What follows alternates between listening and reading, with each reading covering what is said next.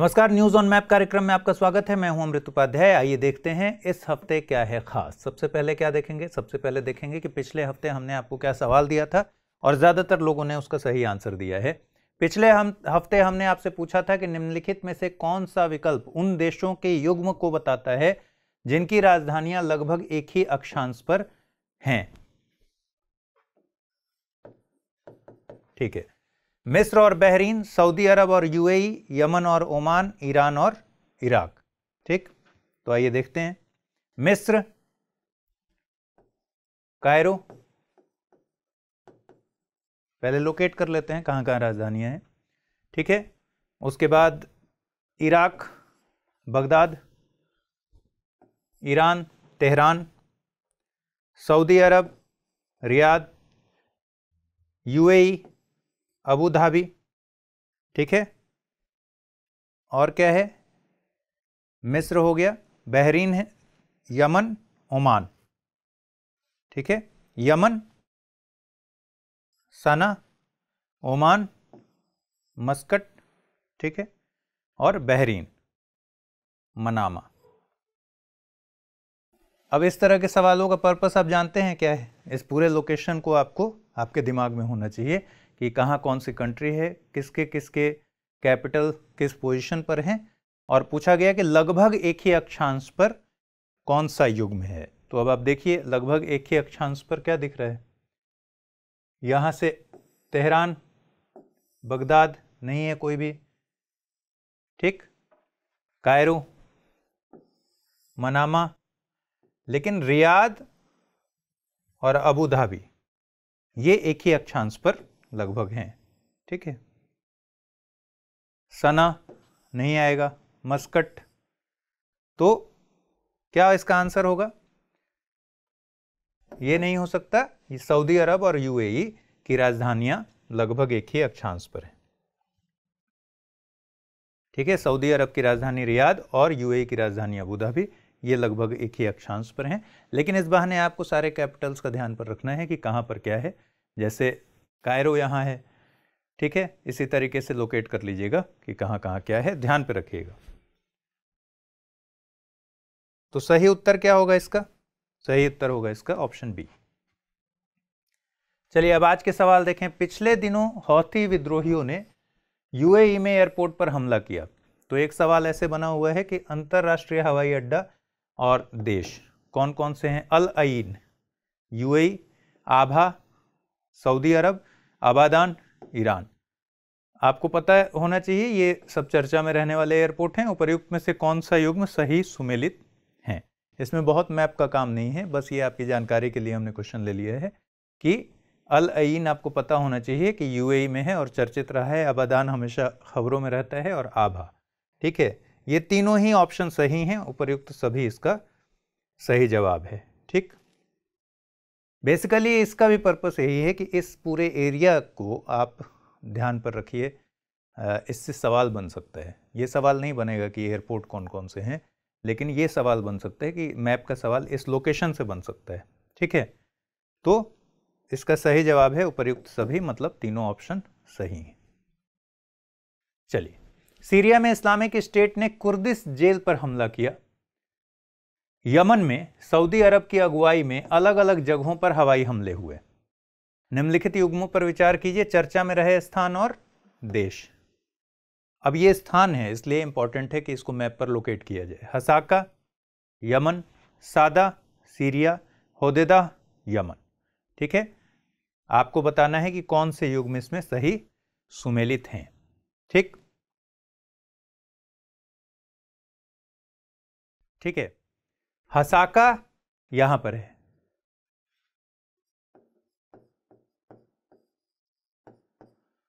ठीक है, उसके बाद है सादा और हादेदा। हसाका कहां है? सीरिया में। ठीक है, और यमन में है सादा, और साउथ वाले पार्ट में जब आएंगे तो यहां है हादेदा। ठीक है, तो यमन में हो गया सादा और हादेदा, और सीरिया के इस नॉर्थ ईस्ट वाले इलाके में हो गया हसाका। देखिए हसाका क्या होना चाहिए, सीरिया होना चाहिए, और सादा होना चाहिए यमन, हादेदा यमन, ये बिल्कुल ठीक है। तो इसका मतलब केवल 3 जो है इसका सही जवाब है, हसाका सीरिया में और सादा यमन में, ये चर्चित स्थान रहे हैं। चलिए निम्नलिखित कथनों पर विचार कीजिए। यूफ्रेटस नदी, पिछले एपिसोड में हमने खूब अच्छे से चर्चा किया था, पिछले या उसके पिछले एपिसोड में। यूफ्रेटस नदी सीरिया के लगभग मध्य से होकर गुजरती है। यह दक्षिण पश्चिम में भूमध्य सागर से सीमा साझा करता है। जब इस तरह के सवाल आए तो इस टर्म पर ध्यान देना है, दक्षिण पश्चिम में। अगर आपने इस टर्म पर ध्यान नहीं दिया तो आपको लगेगा कि भूमध्य सागर से सीमा तो साझा करता ही है, तो आप सही उसको मान के चलेंगे। आपको वो डायरेक्शन पता होना चाहिए, दक्षिण पश्चिम में करता है या नहीं करता है, ठीक है। तो कौन सा कथन सही है या है, केवल एक, केवल दो, एक और दो दोनों, न तो एक और नहीं दो। चलिए एक एक करके देख लेते हैं। यूफ्रेटस और टिग्रिस के बारे में हमने एक क्लास में खूब विस्तार से बात की है। ऐसे मैं फिर से बता दूं कि इन दोनों का फ्लो जो है वो टर्की से है, ठीक है, टर्की से फिर सीरिया, सीरिया से इराक, और इराक से छोटे हिस्से में ईरान होते हुए पर्शियन गल्फ में गिर जाता है, तो पर्सिया की खाड़ी में। तो ये फ्लो मैंने एक बार बहुत विस्तार से बताया। अब देखिए ये जो नदी है यूफ्रेटस, यूफ्रेटस लगभग सीरिया के मध्य से होकर गुजरती है, ठीक, और टिग्रिस इस तरीके से आती है, ठीक है। तो अगर मान लीजिए इस सवाल में पूछता कि यूफ्रेटस की बजाय पूछता कि टिग्रिस नदी सीरिया के लगभग मध्य से होकर गुजरती है, तो क्या सही होता या नहीं होता? फिर वो गलत हो जाता, क्योंकि टिग्रिस लगभग मध्य से नहीं होकर गुजरती है, लेकिन यूफ्रेटस लगभग मध्य से सीरिया की होकर गुजरती है। तो ये वाला स्टेटमेंट बिल्कुल सही है, ठीक है। यह दक्षिण पश्चिम में भूमध्य सागर से सीमा साझा करता है। क्या? यहां है सीरिया, ठीक, सीरिया दक्षिण पश्चिम में भूमध्य सागर से सीमा साझा करता है। तो सीरिया का लोकेशन देखिए, यहां है भूमध्य सागर, इस वाले पोर्शन में सीरिया भूमध्य सागर से सीमा साझा करता है, और ये पोर्शन कौन सा हुआ? दक्षिण पश्चिम ना होके वेस्ट हुआ, पश्चिम। अब यहां देखिएगा आप, तो यहां लेबनान आ जाता है, और यहां से ये इस तरीके से मैप है, मतलब दक्षिण पश्चिम में सीमा साझा नहीं करता भूमध्य सागर से, वेस्ट में सीमा साझा करता है सीरिया। तो उस टर्म को अगर आप ध्यान पे दें, दक्षिण पश्चिम यहां गलत लिखा हुआ है, यहां पश्चिम होना चाहिए था, तो ये स्टेटमेंट गलत हो जाता है, ठीक। तो केवल एक इसका सही जवाब होगा। अगला, बुर्किना फासो की राजधानी ओगाडोगो में सैन्य अड्डों पर हमले हुए, तख्ता पलट हुआ, इसलिए न्यूज में रहा। घाना के बोगोसो में बॉम्ब ब्लास्ट के चलते 13 से ज्यादा लोगों की मौत हो गई। आइए मैप पर, निम्नलिखित में से किस या किन देशों से ग्रीनविच मीन टाइम रेखा नहीं गुजरती, और जहां भी नहीं आना है वहां सतर्क, ठीक है। बुर्किना फासो, घाना, लाइबेरिया, टोगो। निम्नलिखित कूट का उपयोग कर सही उत्तर दीजिए।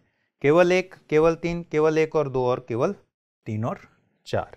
देखते हैं 0 डिग्री। एक एपिसोड में आपको ध्यान होगा हमने 180 डिग्री को ठीक से डिफाइन किया था कि कहां कहां किन किन वजहों से उसे मोड़ा गया है, ठीक है। तो ध्यान रखना है 0 डिग्री सीधी रेखा है, कहीं मोड़ा नहीं गया है, पहली चीज।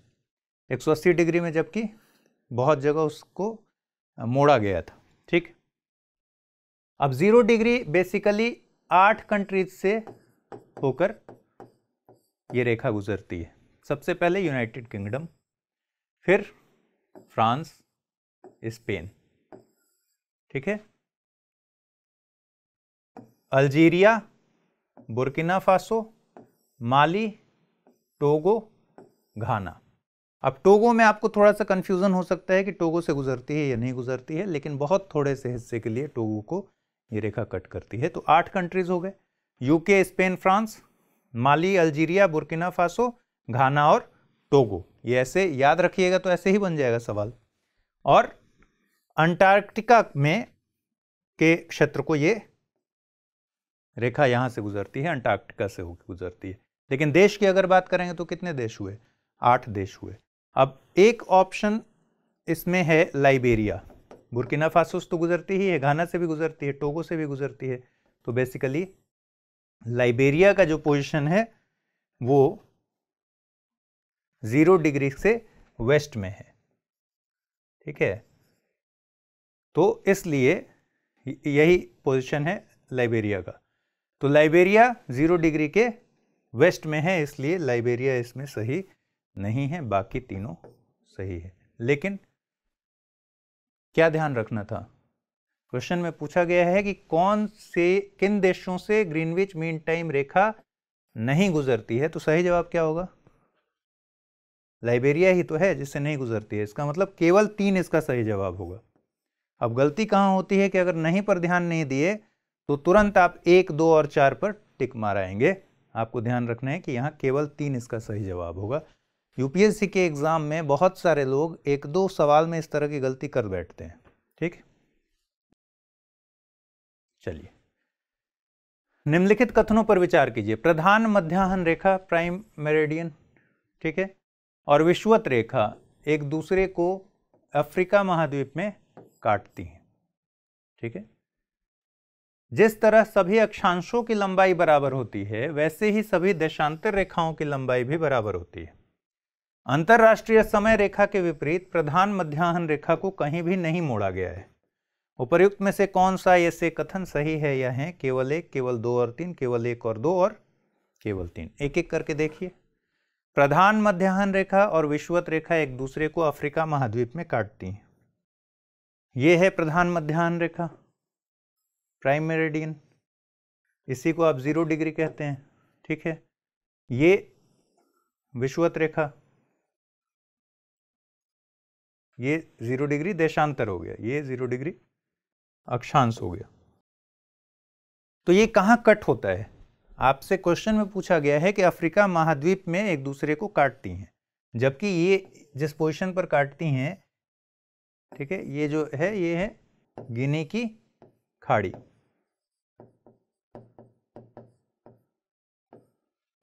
अटलांटिक ओशन में, ठीक। तो पहला स्टेटमेंट सही है, गलत है? पहला स्टेटमेंट गलत है, अफ्रीका महाद्वीप में काटती है, ये गलत है, ठीक है। जिस तरह सभी अक्षांशों की लंबाई बराबर होती है वैसे ही सभी देशांतर रेखाओं की लंबाई भी बराबर होती है। ऐसे सवालों में कहां कंफ्यूजन होता है कि आप ज्यादा बल देते हैं अगले वाले स्टेटमेंट पर, आपको ये देखते लगेगा कि सभी देशांतर रेखाओं की लंबाई बराबर होती है, बिल्कुल सही बात है। लेकिन जब भी ऐसे स्टेटमेंट्स पढ़ेंगे तो दोनों पार्ट को ठीक से एक बार चेक कर लेंगे कि पहला स्टेटमेंट भी सही है कि नहीं। तो यहां पहला स्टेटमेंट गलत है। जिस तरह सभी अक्षांशों की लंबाई बराबर होती है, अक्षांशों की लंबाई बराबर नहीं होती, ठीक है। अक्षांशों की लंबाई यहां से जैसे जैसे हम नॉर्थ जाते जाएंगे तो यहां क्या होगा? सिमटती जाएगी अक्षांशों की लंबाई, ठीक, जबकि देशांतर की लंबाई हमेशा समान रहेगी। तो इसमें पहला स्टेटमेंट गलत है कि अक्षांशों की लंबाई बराबर होती है, ये बराबर नहीं होती। देशांतर रेखाओं की लंबाई बराबर होती है, ये बिल्कुल सही बात है। लेकिन इसके गलत होने की वजह से ये पूरा स्टेटमेंट गलत हो गया। अब अंतरराष्ट्रीय समय रेखा के विपरीत प्रधान मध्याह्न रेखा को कहीं भी नहीं मोड़ा गया है, ये मैंने अभी बताया। अंतरराष्ट्रीय समय रेखा मतलब 180 डिग्री और प्रधान मध्याह्न रेखा मतलब 0 डिग्री। तो 180 डिग्री को मोड़ा गया है, ये देखिए 180 डिग्री। एक एपिसोड में मैंने बताया था कि क्यों मोड़ा गया है, कहां कहां से मोड़ा गया है। नहीं देखा हो आपने तो पहले का एपिसोड देखिएगा। और 0 डिग्री जैसा अभी हमने देखा कि 0 डिग्री को सीधी रेखा है, कहीं भी नहीं मोड़ा गया है। तो ये स्टेटमेंट बिल्कुल ठीक है। तो क्या इसका सही जवाब हुआ? कौन से कथन सही हैं? केवल 3, पहला भी गलत है, दूसरा भी गलत है, तो केवल 3 इसका ऑप्शन डी सही जवाब है। कुछ दिनों पहले पेरू के तट के पास बड़े पैमाने पर ऑयल स्पिलेज हुआ। एक तरफ ज्वालामुखी और दूसरी तरफ अवस्थिति कहां की है? दक्षिण अमेरिका में अवस्थिति बताया गया है। कोटोपैक्सी उत्तर पश्चिम चिम्बरेजो उत्तर पश्चिम, एकांकागुआ उत्तर पश्चिम, उत्तर पूर्व। ठीक है, अगर आप इसको कॉमन सेंस से हल करना चाहें तो बस 1 मिनट लगेगा, 1 मिनट भी नहीं लगेगा, कुछ सेकंड लगेंगे। लेकिन वो कॉमन सेंस क्या लगाना है ये पहले मैप पर डिस्कस करने के बाद बताते हैं। ठीक, ये है पूरा एंडीज इस तरीके से, और एंडीज क्या है? फोल्डेड माउंटेन है, वलित पर्वत। ठीक है, तो अब बेसिकली क्या है, ये साउथ पैसिफिक, ये पैसिफिक का प्लेट हो गया और ये एक प्लेट हो गया साउथ अमेरिकन। तो ये ओशियनिक प्लेट हो गया पैसिफिक वाला, और यहां पर ये कौन सा प्लेट है? ये हो गया साउथ अमेरिकन प्लेट, मतलब ये महाद्वीपीय प्लेट है, ये ओशियनिक प्लेट है। और पिछले एपिसोड में हमने क्या देखा था कि जिस ओशियनिक प्लेट की डेंसिटी ज़्यादा होती है, तो जो ओशियनिक और महाद्वीपीय प्लेट आपस में टकराते हैं तो महासागरीय प्लेट ही सबडक्ट करता है, और यहाँ पर जो पर्वत का निर्माण होगा वो कौन सा पर्वत होगा? वो वलित पर्वत होगा, जो कि एंडीज दिख रहा है आपको। अब यहाँ जब ज्वालामुखी क्रिया होगी तो इसके ठीक पिछले हिस्से में यहाँ पर ज्वालामुखी पर्वत और ज्वालामुखी पर्वत बनेंगे, ज्वालामुखी की प्रक्रिया यहाँ होगी वलित पर्वत के ठीक पिछले हिस्से में। तो एंडीज के इसी तरीके से बैक पार्ट में ज्वालामुखी कई सारे मिलेंगे। ठीक है, आइए देखते हैं क्या क्या ऑप्शन में है। एक तो है कोटोपैक्सी। ठीक है, कोटोपैक्सी है इक्वाडोर में। ठीक है, फिर इक्वाडोर में ही है आपका चिम्बेरेजो। ठीक, उसके बाद क्या ऑप्शन था? एकांकागुआ। एकांकागुआ अर्जेंटीना में, यहां पर। ठीक,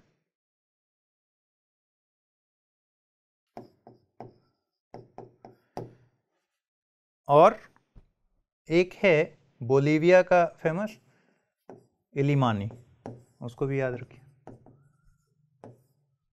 ठीक, अब मैंने जो कहा था कॉमन सेंस से क्या बात होगी, कॉमन सेंस से ये होगा कि जब भी ज्वालामुखी की प्रक्रिया पूरे साउथ अमेरिकन प्लेट की बात करेंगे और ये पैसिफिक से दोनों का जब की टकराव होगी तो ये दिशा किधर है? इस तरफ।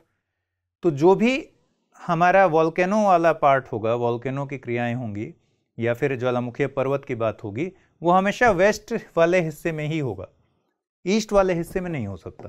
क्यों? क्योंकि इस प्लेट का डायरेक्शन किधर है? ईस्ट टू वेस्ट, और उधर के प्लेट से टकराने पर वेस्ट में ही फोल्डेड माउंटेन बनेगा, वेस्ट में ही ज्वालामुखी प्रक्रियाएं होंगी। और यहां ऑप्शन में क्या दिया हुआ है? उत्तर पूर्व। तो अगर आप इसको गलत कर देते, 3 हटा देते, एलिमिनेट कर देते, तो आपका आंसर ऐसे भी निकल सकता था, केवल 1 और 2। लेकिन मैप पर भी जानना जरूरी है, तो इस तरीके से मैप को समझ लीजिए। चलिए, अमेजन नदी का कोई संबंध पेरू के भूक्षेत्र से नहीं है, स्टेटमेंट से। ऑरिनोको नदी पेरू से प्रारंभ होती है और अटलांटिक महासागर में गिरती है। कौन से कथन सही हैं बताने हैं, केवल 1, केवल 2, 1 और 2 दोनों, ना तो 1 और नहीं 2। अमेजन नदी का कोई संबंध पेरू के भूक्षेत्र से नहीं है। अगर आपको अमेजन नदी का फ्लो पता है तब तो ऐसे भी सवाल का जवाब दे देंगे, लेकिन अगर नहीं पता है तो इस मैप पर ऐसे ध्यान पे रखिए। अमेजन बेसिकली पेरू से ही निकलती है, इक्विटोस, फिर मानोस होते हुए सेंटेरिम, मकापा होते हुए अटलांटिक सागर में गिरती है। ठीक है, तो पेरू और ब्राजील यही इसका पूरा एरिया है, और कह रहा है कि पेरू के भूक्षेत्र से नहीं है, तो ये स्टेटमेंट गलत हो जाएगा। ऑरिनिको नदी पेरू से प्रारंभ होती है और अटलांटिक महासागर में गिरती है। ऑरिनिको नदी बेसिकली ये वाला जो है बॉर्डर किसका किसका, वेनेजुएला और ब्राज़ील। तो वेनेजुएला और ब्राज़ील के बॉर्डर से निकलती है और ऐसा गोल सा इस तरीके से बना के और ये अटलांटिक में, नॉर्थ अटलांटिक में गिर जाती है। ठीक है, ऐसा। तो ये ओरिनिको नदी है। ठीक है, कहाँ से निकलती है, पेरू से प्रारंभ होती है, ये गलत हो गया ना। तो ये दोनों स्टेटमेंट्स गलत हो गए बेसिकली। ब्राज़ील और, ठीक है, कहाँ से निकलती है, वेनेजुएला और ब्राज़ील के बॉर्डर से निकलती है। ठीक है, तो ये दोनों स्टेटमेंट गलत हो गया। तो सही ऑप्शन क्या होगा, ऑप्शन डी, न तो एक और न ही दो। यूक्रेन और रूस के बीच इन दिनों युद्ध जैसे हालात हैं। हालातों के मद्देनजर ही अमेरिका ने यूक्रेन में बसे अपने नागरिकों और अधिकारियों को यूक्रेन छोड़ने के लिए कहा है। तो यूक्रेन इस समय बहुत ज़्यादा इंपॉर्टेंट है, इस पर मैप से सवाल आ सकता है। यूक्रेन के संबंध में निम्नलिखित कथनों पर विचार कीजिए। अजोव सागर यूक्रेन के दक्षिण पूर्व में है, जो रूस के साथ यूक्रेन की सीमा भी बनाता है। तो बेसिकली किसके बारे में बात हो रही है, अजोव सागर के बारे में। नाइपर और नीस्टर नदियां यूक्रेन से गुजरती हैं और दोनों ही काला सागर में समाप्त होती हैं। डेन्यूब नदी का संबंध यूक्रेन से नहीं है। आपको बताना है कि कौन से कथन इसमें सही हैं। ठीक, पहला स्टेटमेंट देखिए, अजोव सागर। अजोव सागर कहां पर है, ये है अजोव सागर, ये ब्लैक सी हो गया। अब मैं इस बार नहीं बताऊंगा, पहले के एपिसोड में मैंने बताया है कि अगर ब्लैक सी से अजोव सागर यहां जाना हो हमें, तो कौन सी जल संधि को, कौन से स्ट्रेट को क्रॉस करना होगा, ये आप बताइएगा कि अजोव सागर और ब्लैक सागर के बीच में, काला सागर के बीच में कौन सी जल संधि है। ठीक है, अब ये पूरा हिस्सा जो है इसका अजोव को एक तरफ से घेरा है रशिया ने और दूसरी तरफ से ये वाला हिस्सा जो है ये यूक्रेन का ही हिस्सा है। ठीक है, और इधर क्या है, इधर रूस है। मतलब कि अजोव सागर के वेस्ट में यूक्रेन है और ईस्ट में रूस है। ठीक है, क्या कह रहा है, अजोव सागर यूक्रेन के दक्षिण पूर्व में है, जो रूस के साथ यूक्रेन की सीमा भी बनाता है। तो अजोव सागर रूस के साथ यूक्रेन की सीमा तो बिल्कुल बनाता है। अब यूक्रेन के दक्षिण पूर्व में है कि नहीं, इसको देख लीजिए, ये यूक्रेन है। ठीक है, और ये इसकी लोकेशन है, यानी दक्षिण पूर्व में है, तो इसलिए ये बिल्कुल सही जवाब है, सही स्टेटमेंट है। नाइपर और नीस्टर नदियां यूक्रेन से गुजरती हैं और दोनों ही काला सागर में समाप्त होती हैं। नाइपर और नीस्टर, मैं इसको मिटा रहा हूं ताकि आपको नाइपर और नीस्टर ठीक से समझ आए। ठीक है, नाइपर ये है। ठीक, अब नाइपर में के ही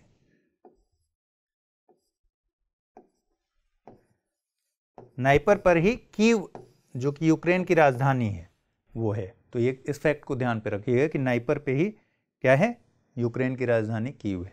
ठीक, दूसरा है नीस्टर। नीस्टर मोल्डोवा और यूक्रेन का बॉर्डर बनाते हुए इस तरीके से आती है और ब्लैक सागर में गिरती है, और ये भी ब्लैक सागर में गिरती है। तो नाइपर और नीस्टर दोनों ब्लैक सागर में गिरती हैं, इसमें कोई डाउट नहीं है। ठीक है, समाप्त होती हैं और यूक्रेन से गुजरती हैं, ये भी बिल्कुल सही बात है, क्योंकि दोनों यूक्रेन से गुजर रही हैं। ठीक है, नाइपर जिस पर यूक्रेन की राजधानी ही है, और नीस्टर मोल्डोवा और यूक्रेन की राजधानी होते हुए और यूक्रेन के भीतरी हिस्से होते हुए गुजरती है। तो और दोनों काला सागर में गिरती हैं, तो दोनों स्टेटमेंट ठीक है। अब तीसरा स्टेटमेंट है डेन्यूब नदी के बारे में, कि डेन्यूब नदी का संबंध यूक्रेन से नहीं है। डेन्यूब बहुत ही इंपॉर्टेंट नदी है। न्यूज़ ऑन मैप के एक कार्यक्रम में मैंने डेन्यूब को ठीक से, किस किस कंट्री से होकर गुजरती है, उसको ठीक से बताया था, आप देखिएगा उसको। रोमानिया और बुल्गारिया इस तरीके से होते हुए डेन्यूब यहां जाके यूक्रेन से टच करते हुए, मोल्डोवा और यूक्रेन टच करते हुए ब्लैक सागर में गिरती है। लेकिन ये जर्मनी से लेकर और यूक्रेन तक 10 कंट्रीज से होकर गुजरती है डेन्यूब। पहली बात, जर्मनी से यूक्रेन तक 10 कंट्रीज तक गुजरती है और यूरोप की वोल्गा के बाद दूसरी सबसे लंबी नदी है। ठीक है, इसलिए बहुत इंपॉर्टेंट है, इसका फ्लो को आप देख लीजिएगा। तो जो स्टेटमेंट है इसका डेन्यूब नदी का संबंध यूक्रेन से नहीं है, ये गलत है। तो केवल 1 और 2 इसका सही आंसर। पिछले दिनों अमेरिका की सुपीरियर झील पर आइस वोल्केनो का वीडियो काफी वायरल हुई। इसमें से कौन सी झीलें केवल एक देश में विस्तृत हैं? Superior, Michigan, Huron, Athabasca. निम्नलिखित कूट का प्रयोग कर सही उत्तर दीजिए। ठीक, तो हमें पहले पता करना है सुपीरियर, मिशिगन, हुरोन और अताबस्का का विस्तार किस तरीके से है और उसमें सिर्फ एक देश में विस्तृत कौन सी झील है। देखिए, इस पूरे एरिया को आपको ऐसे ध्यान पर रखना है कि कौन कौन से लेक हैं, उनका क्रम क्या है, नॉर्थ टू साउथ क्या है, ईस्ट टू वेस्ट क्या है, कौन से किस कंट्री में आता है, ये एक पूरा बना के रखिएगा झील का पूरा सिस्टम। इससे सवाल कभी कभी बनता है। ये है ग्रेट लेक, इसमें 5 लेक्स हैं। आप ईस्ट टू वेस्ट चलिए अगर, तो सबसे पहले आएगा लेक ओंटारियो, ठीक है, फिर लेक ईरी, फिर लेक ह्यूरॉन, फिर लेक मिशिगन, फिर लेक सुपीरियर। कौन कौन से हुआ? ओंटारियो, फिर ईरी,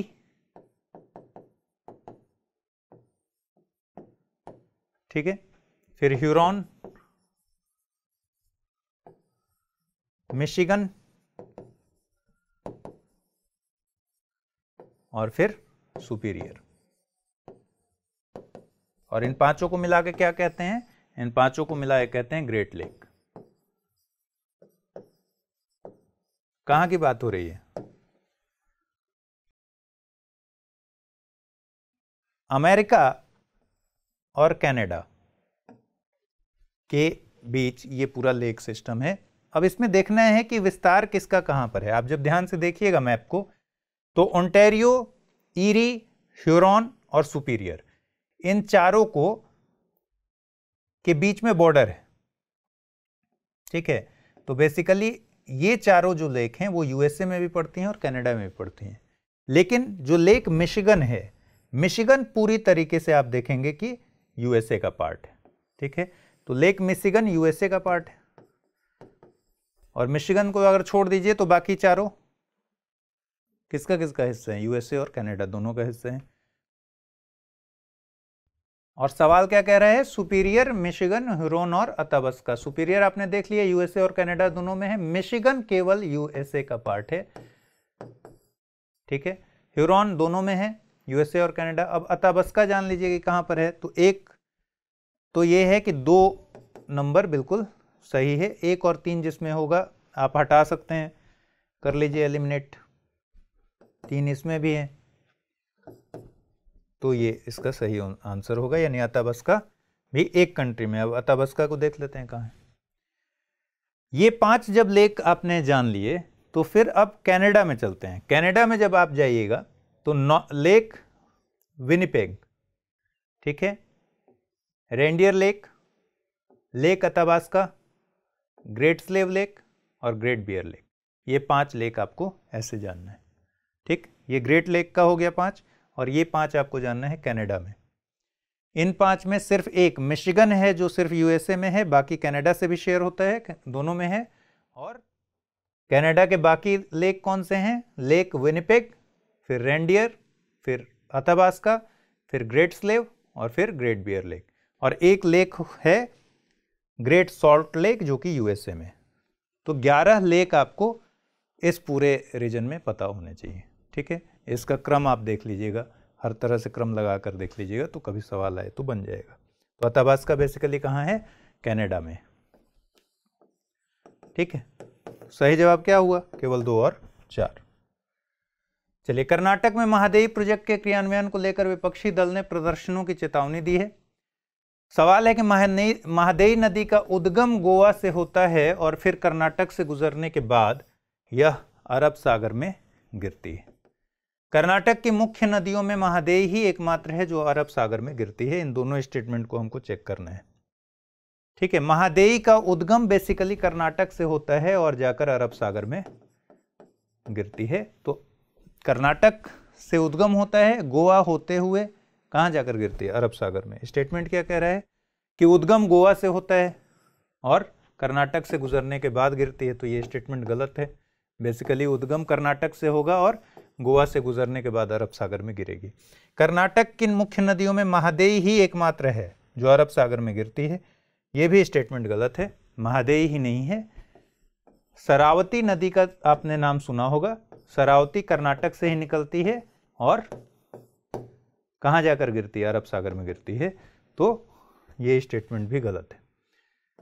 तो न तो एक और न ही दो सही जवाब है इसका। अरुणाचल प्रदेश में LAC पर सांगपो, सांगपो किस नदी को बोलते हैं, ब्रह्मपुत्र नदी को। सांगपो के पास एक युवक के लापता होने की घटना हुई, PLA की मदद के बाद उसे ढूंढा गया।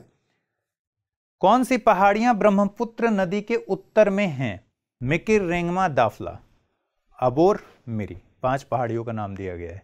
ये बहुत ही इंपॉर्टेंट है, हमेशा आपको ध्यान पर रखना चाहिए कि क्या लोकेशंस हैं। ठीक है, देखिए ये है ब्रह्मपुत्र नदी का फ्लो। ब्रह्मपुत्र नदी के उत्तर में देखिएगा तो आपको दाफला दिखेगा, मिरी, अबोर, ठीक है, और जब साउथ में देखिएगा तो मिकिर और यहीं पर रेंगमा। ठीक है, तो नॉर्थ में क्या क्या हो गया, उत्तर में ही पूछ रहा है। ठीक है, उत्तर में क्या क्या हो गया, दाफला, मिरी और अबोर। ठीक है, तो दाफला उत्तर में है, मिरी उत्तर में है और अबोर उत्तर में है। तो बेसिकली 3, 4, 5 ये इसका सही जवाब होगा। मिकिर और रेंगमा कहाँ है, ब्रह्मपुत्र नदी के साउथ में है। चलिए, खबरों के मुताबिक इस साल और 5 नए प्रोटेक्टेड एरियाज को टाइगर रिजर्व का दर्जा दिए जाने की संभावना है, अभी दिया नहीं गया है। निम्नलिखित युग्मों पर विचार कीजिए। संरक्षित क्षेत्र राज्य, Malai Mahadeshwar hills wildlife sanctuary Tamil Nadu, Guru Ghasidas national park Chhattisgarh, Ramgarh Vishdhari wildlife sanctuary Rajasthan, Dibang wildlife sanctuary Arunachal Pradesh, Kaimur wildlife sanctuary Jharkhand. ठीक है, निम्नलिखित कूट का प्रयोग कर सही उत्तर दीजिए। कूट देखते हैं, पहले देखते हैं मलई महादेश्वर कहाँ पे है। मलई महादेश्वर कर्नाटका में। ठीक है, मलई महादेश्वर कर्नाटका में। फिर उसके बाद गुरु घासीदास छत्तीसगढ़ में। ठीक, उसके बाद Ramgarh Vishdhari wildlife sanctuary Rajasthan. ठीक है,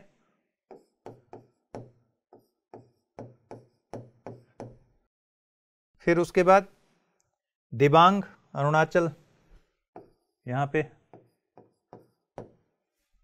और फिर उसके बाद कैमूर। कैमूर आजकल चर्चा में था ना कि टाइगर रिजर्व बनाने की बात हो रही है, मैंने बताया था आपको। तो कैमूर कहाँ पर है, कैमूर है पटना, बिहार। ये हो गया कैमूर। ठीक है, तो अब देखिए क्या क्या इसमें सही है और क्या क्या गलत है। मलई महादेश्वर तमिलनाडु नहीं होगा, क्या होगा, कर्नाटका।